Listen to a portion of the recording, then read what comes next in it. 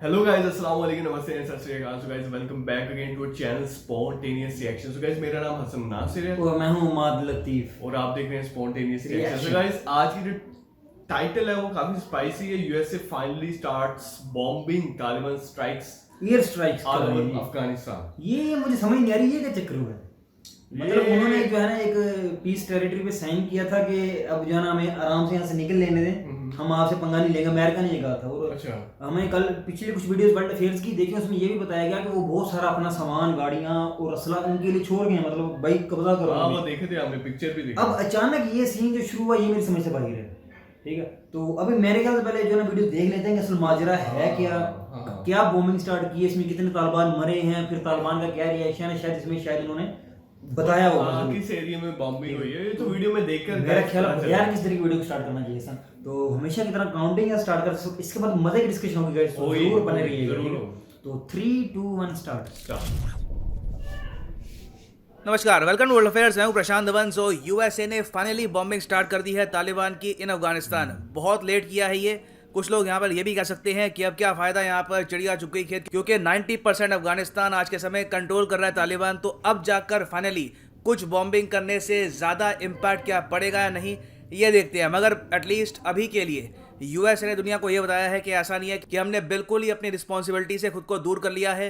पिछले 60 घंटों में यूएसए ने बहुत सारी एयर स्ट्राइक्स करी है ऑल ओवर अफगानिस्तान, ना सिर्फ एक पर्टिकुलर रीजन में। हालांकि कंधार में इनका काफी फोकस था और इन एयर स्ट्राइक्स में इन्होंने तालिबान के 5 यहां पर फाइटर्स मारे हैं। तो यूएस अपनी तरफ से कोशिश कर रहा है कि कैसे भी करके जो ये बचा हुआ रीजन है, यहाँ पे आप देखोगे जो ये रेड कलर का रीजन है ना, ये कंट्रोल कर रहा है आज के समय अफगानिस्तान का तालिबान।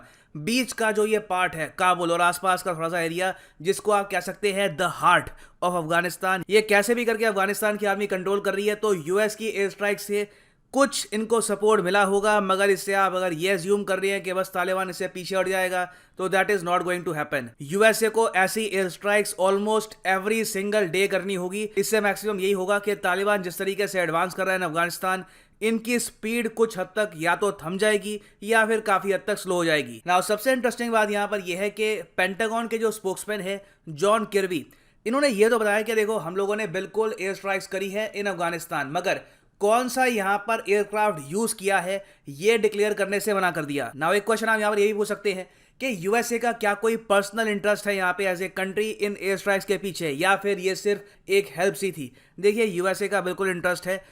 यूएसए की जो इमेज है इंटरनेशनली, इसको बहुत ज़्यादा डैमेज पहुंचा है बिकॉज ऑफ तालिबान इन्वेजन। देखो हुआ क्या है यहाँ पर, अफगानिस्तान में यूएस बहुत लंबे समय तक रहा, 2001 से लेकर 2021 तक 20 साल की वॉर ऑन टेरर थी ये। अभी सितंबर 11 को ये all together complete pull out करेंगे फ्रॉम अफगानिस्तान। अब इस दौरान ऑब्वियस ही बात है कि अफगानिस्तान में बहुत सारे जो लोकल्स थे, जो यहाँ पे आम लोग रहते थे, उनके साथ यूएसए ने कोऑपरेट भी किया होगा। कई लोगों को यहाँ पर नौकरी भी दी होगी कि आप यूएस मिलिट्री के साथ काम करिए। इवन दो तालिबान ने उन लोगों को वार्निंग दी थी, अफगानिस्तान के लोगों को, कि यूएसए की हेल्प मत करना, मगर तब भी बताया जाता है कि करीब 20-22 हज़ार लोग थे अफगानिस्तान में जो रेगुलरली यूएसए की हेल्प कर रहे थे, इस उम्मीद से कि यूएस कभी यहाँ पर इस कंट्री को छोड़ेगा नहीं, और अगर कल को यूएस छोड़ता भी है इस देश को, तो इन लोगों को भी अपने साथ यूएस या फिर यूरोप या फिर किसी सेफ कंट्री में ले जाएगा ताकि तालिबान इनको डैमेज ना कर पाए। हुआ यहाँ पर क्या है कि जो 20-22 हज़ार लोग थे जिन्होंने जेन्युइनली यूएस की बढ़ चढ़ के हेल्प करी इन अफगानिस्तान,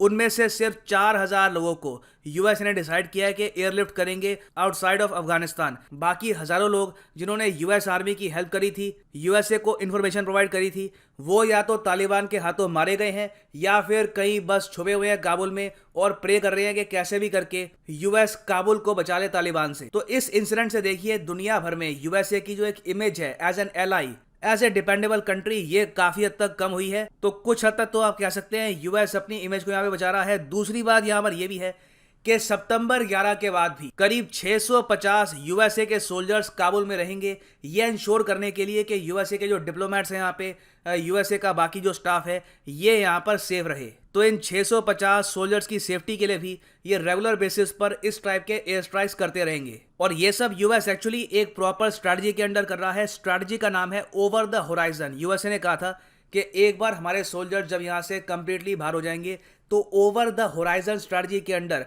हम ओकेजनली जब भी हमको ठीक लगेगा हम एयर स्ट्राइक्स करते रहेंगे ताकि तालिबान कंट्रोल में रहे। नाउ यहाँ पर मेन क्वेश्चन ये आता है कि यूएसए ने ये एयर स्ट्राइक्स करी कैसे। बाय द वे मैं आपको ये बता दूं कि पिछले 60 दिनों में यूएसए ने ड्रोन से कुछ माइन्यूट अटैक किया था अफगानिस्तान पे, मगर जो ये एयर स्ट्राइक्स है ये ऑल टुगेदर डिफरेंट है। यहाँ पर एक मैन्ड एयरक्राफ्ट, एक man bomber most probably use किया गया है यूएस द्वारा, और इन्होंने कांधार से लेकर वेरियस इंपॉर्टेंट लोकेशंस पर बॉम्बिंग करी है और इनके हिसाब से इन्होंने तालिबान के बहुत सारे वेपन्स भी डिस्ट्रॉय किए हैं। तो देखो यूएसए ने मोस्ट प्रोबेबली ये सब किया होगा अपने एयरक्राफ्ट कैरियर से, क्योंकि अभी के लिए जो 7 देश है जो बॉर्डर शेयर करते हैं विद अफगानिस्तान, इन कंट्रीज में यूएसए का कोई भी मिलिट्री बेस नहीं है। ये मैं आपको दिखाता हूँ प्रॉपरली मैप में। ना हो सकता है कि आप अगर ब्रिटानिका या फिर कोई और एनसाइक्लोपीडिया पढ़ते हैं इंडिया से बाहर की, तो वहां पे लिखा हो कि अफगानिस्तान लैंड बॉर्डर शेयर करता है सिर्फ 6 देशों के साथ, क्योंकि देखो यहाँ पर आप नोटिस कर पाएंगे 4 देश तो ये हो गए, तजिकिस्तान, उज्बेकिस्तान, तुर्कमेनिस्तान और ईरान, ये 4 देश हैं। उसके बाद 3 और देश आते हैं। चाइना, यहाँ पे आप देखोगे चाइना अफगानिस्तान की एक बॉर्डर है थ्रू द वखान कॉरिडोर, फिर इंडिया और फिर पाकिस्तान। नाउ सिंस ये जो एरिया हमारा ये पाकिस्तान ने कब्जा रखा है लीगल तरीके से, तो काफ़ी किताबों में हो सकता है आपको दिखे कि 7वां कंट्री यहाँ पे उन्होंने ऐड ना कर रखा हो, मगर we are Indians, we know कि पाकिस्तान ऑक्यूपाइड कश्मीर बिलोंग करता है इंडिया को, तो अफगानिस्तान लैंड बॉर्डर शेयर करता है 7 कंट्रीज के साथ। नाउ यूएसए के लिए बैड न्यूज़ यहाँ पर यह है कि इन 7 कंट्रीज में से किसी भी कंट्री में यूएसए के पास एक मिलिट्री बेस नहीं है। अभी के लिए इनके पास बेस नहीं है। बात कर रहे हैं कैसे भी करके ये तुर्कमेनिस्तान या फिर उज्बेकिस्तान या फिर तजिकिस्तान में परहैप्स एक मिलिट्री बेस एक्वायर करे। तो अभी जो यूएसए ने स्ट्राइक किया है ये कैसे किया होगा, देखिए मोस्ट प्रॉब्ली ये किया है एक एयरक्राफ्ट कैरियर से। यूएसए ने 2 एयरक्राफ्ट कैरियर, एक तो रोनाल्ड रेगन और दूसरा आइजनहावर, ये आज के समय डिप्लॉय कर रखे हैं near the gulf of Oman. और ये सब आपको पता ही होगा कि यूएसए को कंप्लीट एक्सेस है पाकिस्तान के एयर स्पेस का।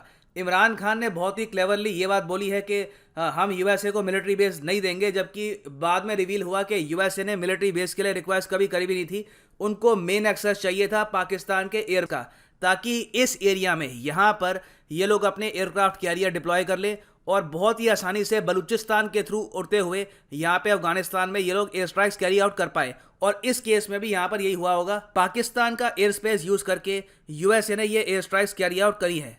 और इन एयरक्राफ्ट कैरियर में यूएसए ने क्या डिप्लॉय कर रखा है जिसके जरिए बॉम्बिंग करी होगी, देखिए यहाँ पे सारा जो यहाँ पर प्रूफ है ये हमको लेके जाता है B-52H स्ट्रैटोफोर्ट्रेस बॉम्बर्स पर। B-52 बॉम्बर्स बहुत यूनिक है, इनकी रेंज बहुत ज़्यादा है, बहुत ही लंबे समय तक ये फ्लाई कर सकते हैं। और यहाँ पे आप देख पाओगे यह है यूएसए का B-52 बॉम्बर, यह आज के समय डिप्लॉयड है आइजनहावर और रोनाल्ड रेगन दोनों पर। तो मोस्ट प्रोबेबली 99% यूएसए ने इसी बॉम्बर का यूज किया होगा ये एयर स्ट्राइक्स कैरी आउट करने के लिए। और ये जो बॉम्बर्स हैं they are specifically made to drop huge amounts of explosives. Now US के पास एक तो ऑप्शन है अपने B-52 बॉम्बर की, और उसके अलावा आप अगर देखो तो यूएसए 2009 से प्रेडेटर UAV भी यूज कर रहा है अगेंस्ट तालिबान। तो पिछले 60 दिनों में यूएसए ने पहले तो ड्रोन से अटैक करने की कोशिश करी, जो MQ-1 प्रेडेटर ड्रोन है का ज़्यादा इम्पैक्ट देखने को मिला नहीं, इवन दो यहाँ पर हेलफायर मिसाइल का यूज़ किया गया था। मगर जिस तरीके से तालिबान आज भी रॉकेट से अटैक कर रहा है काबुल पर, लगता नहीं है कि इन एयर स्ट्राइक्स का लॉन्ग टर्म में कुछ ज़्यादा बड़ा इम्पैक्ट होगा। नीड यहाँ पर यह है कि एक और देश कहीं ना कहीं यूएसए को ज्वाइन करे in providing air support to Afghanistan. ये काम कर सकता है भारत। यूएसए के पास चाहे मिलिट्री बेस ना हो तजिकिस्तान उज्बेकिस्तान में, मगर तजिकिस्तान में इंडिया का एक एयरबेस है फारखोर एयरबेस। यहाँ पर आप देख पाओगे ये यहाँ पे तजिकिस्तान है और यहाँ पर इंडिया का Farkhor airbase very near the Afghanistan border.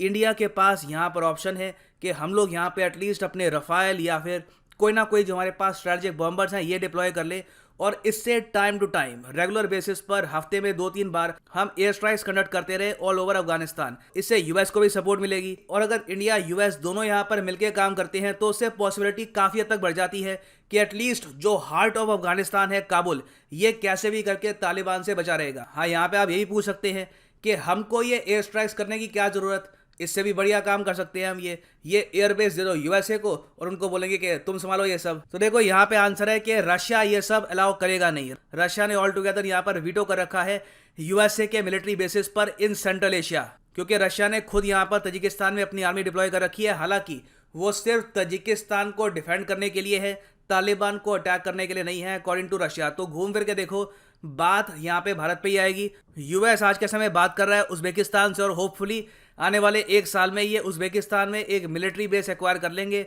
तब तक आई थिंक अगर फुरखोर एयरबेस से इंडिया कुछ एयर सपोर्ट प्रोवाइड करता है अफगानिस्तान से, that will be a game changing move. So यहाँ पर मैं जानना चाहूंगा आपका ओपिनियन कि क्या आपके हिसाब से इंडिया को एटलीस्ट एयर स्ट्राइक्स में पार्टिसिपेट करना चाहिए at least now. Okay guys, video हो गई है यहाँ पे एंड, ठीक है। So guys, यार वाकई एक हैरान कौन जो है ना, मतलब एक खबर आई है कि एक मुझे इसमें सबसे हैरान बात इसमें ये लगी कि पाकिस्तान ने अगर इनको एयर स्पेस दी तो दी कैसे है? कैसे दी? क्योंकि पाकिस्तान तो सपोर्ट कर रहा है मतलब तालिबान को, तो तालिबान के अगेंस्ट उन्होंने यूएसए को एयर स्पेस यूज करने दी। मतलब समझ से बाहर गेम चल गया है हाई लेवल। बलोचिस्तान के जरिए मतलब वो एयर स्ट्राइक करेंगे, मतलब गेम कोई हाई लेवल की हो रही समझ में नहीं आ रही, चल गया रहा सीन। लेकिन उन्होंने एक्सपेक्टेड बताया कि हो सकता है यहाँ से गए, अभी कंफर्म भी पता लगा नहीं है क्योंकि ये लेटेस्ट न्यूज़ आई है। इस पर तहकीक होगी, इस पर और मजीद बातें सामने आएंगी। अभी शायद तालिबान अपना कोई बयान दें कि ये जो हुआ है इसका रिएक्शन उन पर उनका क्या होगा, कितने तालिबान बने, ठीक है। उसमें शायद उस तालिबान इस चीज़ को जो है ना रिवील करें कि ये कैसे हुआ है और हम अब जो है क्या इस पर रिएक्शन करेंगे। अगर पाकिस्तान ने इनको परमिशन दी है अमेरिका को एयर स्पेस यूज करने की, फिर तो तालिबान पाकिस्तान के जाहिर बात अगेंस्ट हो जाएंगे। अच्छा यार माँ, दूसरी बात ये है कि यूएसए ने कैसे क्रैक किया तालिबान को, राइट? ये सोचने वाली बात है। मेरे ख्याल में और आपके ख्याल में हम इसी पे डिस्कशन कर रहे थे कि इन्होंने जो टैंक्स वगैरह जितने भी वेपन छोड़ के गए हैं तो उसके नीचे शायद कोई मतलब ट्रैकर लगाया है। ये भी पॉसिबल बहुत ज्यादा यार। मुझे मेरे माइंड में भी ये बात आई है कि यार हो सकता है जो ये अपना असला खास तौर पर जो अपनी व्हीकल्स यहाँ पे ऐसे ही इनको दे के चले गए तालिबान को, तो इसके पीछे कोई ना कोई बात तो होगी। एक बात तो ये हो सकती है कि उन्होंने बताया था कि ताकि कोई और आके ओवरटेक ना कर सके और अमेरिका की बदनामी ना हो पूरे दुनिया में कि आपसे ओवरटेक ना हो और किसी और मुल्क ने आगे इनको कब्जा कर लिया, इसलिए भी उनको पावर दे दिया शायद तालिबान को, ताकि वो मजीद मतलब मजबूत हो जाए। दूसरी बात जो मुझे ये लग रही है वो हो सकता है हर व्हीकल के अंदर कुछ ना कुछ ट्रैकर या इस तरह की टेक्नोलॉजी यूज करके गए होंगे जिससे वो ट्रेस कर रहे हैं हर तालिबान को, उन पर नजर रखे हों। ये भी हो सकता है पॉसिबल। अमेरिका अब इतना जो है ना पागल तो नहीं है, मतलब है तो चला हर लिहाज से। दूसरी बात है ट्रैकर होना है, वैसी बिल्ट इन होना है, बिकॉज वो चाहते हैं कि अपने जो फौजी है वो किधर मूव कर रहे हैं। हाँ सही बात है। यूएसए से वो वॉच करेंगे कौन सा मतलब व्हीकल कहाँ जा रहा है।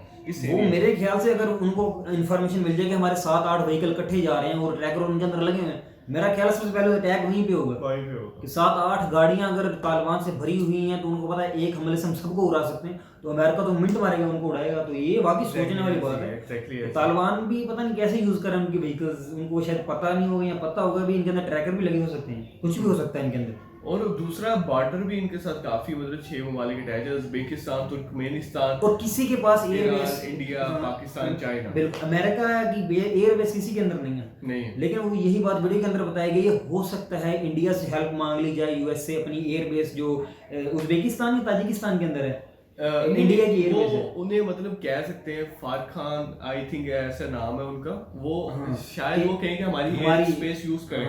वही कह रहा हूँ, इंडिया से हेल्प मांगे और इंडिया से कहें हमें अपनी एयर स्पेस के बारे में तो ये भी पॉसिबल है कि इंडिया की एयरबेस पे जो है ना आके उसको यूज करना शुरू करते हैं अमेरिका वाले, कुछ भी हो सकता है। लेकिन अभी फिलहाल जो ऑफिशियल किसी भी मुल्क में एयरबेस नहीं है। एक समुद्र में कहीं उन्होंने कोई कश्ती लगाई हुई है, एक कैरियर लगाया एयरक्राफ्ट, वहां से अब बकौल इस वीडियो के वहां से उड़ा है और बलोचिस्तान की सरहद यूज की गई होगी। ये पॉसिबल चांसेस हैं गाइस, ये कंफर्म नहीं है अभी, ये चांसेस हैं पॉसिबली। ज्यादातर यही नजर आ रहा है कि यहाँ से एयर स्पेस यूज की गई है पाकिस्तान की। तो अगर पाकिस्तान की गई है तो ये भी समझ से बाहर है कि पाकिस्तान ने फिर अब तालिबान को भी सपोर्ट कर रहा है, उधर से अमेरिका को भी अगर परमिशन दी है तो ये बात समझ से बाहर हो जानी है। एग्जैक्टली हो गया रहा है ये, ठीक है। तो अभी बहरहाल कंफर्म नहीं है कि उन्होंने अटैक किया कैसे है। ये मैं कहता हूँ मुझे अभी बड़ी दिलचस्पी हो रही है इस चीज को जानने में पता लगे हुआ कैसे अटैक, क्योंकि इसमें एयरक्राफ्ट कौन सा यूज किया गया, H-52, तो वो एयरक्राफ्ट कहीं से तो उसने टेक ऑफ किया, कहाँ से किया, और उसके अंदर से काफी मतलब वो निकलते काफी सारे बॉम्ब इकट्ठे निकलते हैं। तो बहरहाल ये काफी हैरानगी की खबर थी, इस पे हमने आपको अपने व्यूज भी शेयर किए, ठीक है ना। आप अगर हमें कोई इन्फॉर्मेशन देना चाहते हैं नीचे कमेंट सेक्शन में जरूर करें, और अगर हमारे पास अग्री किया हमारी वीडियो को लाइक और चैनल को सब्सक्राइब जरूर करें। इसी के साथ हमें इजाजत अपना रखें, बहुत ख्याल, टेक केयर, अल्लाह हाफिज।